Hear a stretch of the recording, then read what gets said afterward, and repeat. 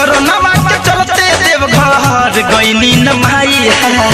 corona के चलते देवघर गईनी न माई सुनर सुनर दौड़वा किनके लैनी न माई सुनर दौड़वा किनके लैनी न माई पुरन के दौड़वा में सजनी माई पुरन के दौड़वा में सजनी माई सुनर सुनर दौड़वा किनके लैनी न माई सुनर